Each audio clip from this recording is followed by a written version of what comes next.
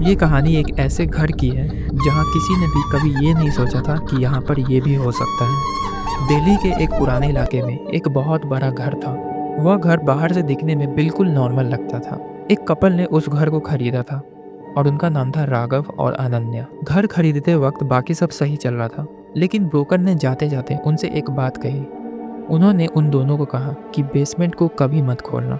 But दोनों ने इन बातों को सीरियसली नहीं लिया। काफ़ी दिन गुजर गए, सब कुछ नॉर्मल चल रहा था, लेकिन एक रात कुछ ऐसा हुआ जिससे उन दोनों का होश उड़ गया। एक रात घर में सब कुछ शांत था। राघव अपने लैपटॉप पे काम कर रहा था। तभी उसने एक हल्की सी आवाज़ सुनी, राघव हेल्प मी।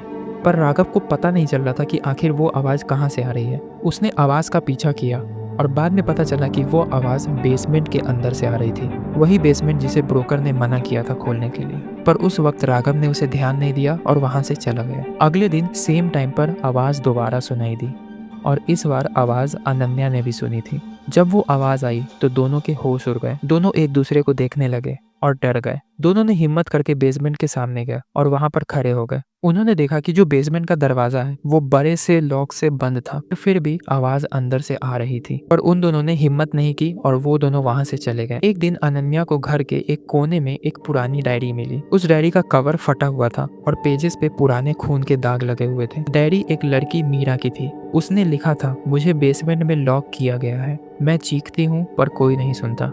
अगर किसी को ये डायरी मिले मुझे बचा लेना। और लास्ट पेज पे एक सेंटेंस था, वह मुझे आने नहीं देगा पर वो तुम्हें जरूर बुलाएगा। ये सब देख करके अनन्या एकदम से डर गई। रात को जब राघव घर पे आया तो उस टाइम पे फिर से आवाज़ आने लगी, पर इस बार आवाज़ के साथ साथ चीखें भी आने लगी थी। मुझे छोड़ दो, मैं यहाँ मर गई थी। जैसे ही वो दोनों बेसमेंट की तरफ जाते हैं, दरवाज़ा जोर जोर से हिलने लगता है, जैसे कोई जोर से धक्का दे रहा हो अंदर से। उसी वक्त राघव ने पुलिस को जल्दी से बुलाया। पुलिस ने घर को पूरी तरीके से चेक किया और जैसे ही पुलिस आई आवाज़ बंद हो गई।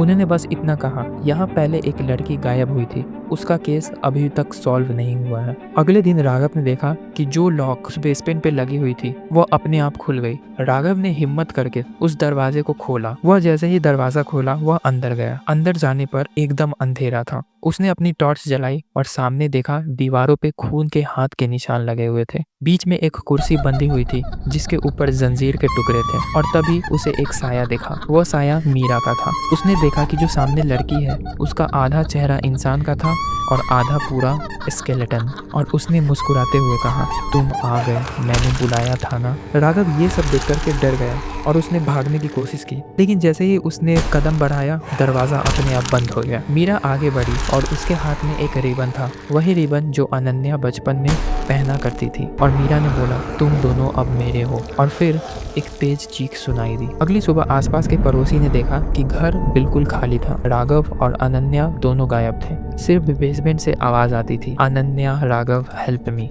पर आवाज बिल्कुल नया था, जैसे अब किसी और की आत्मा उस बेसमेंट में बंद है।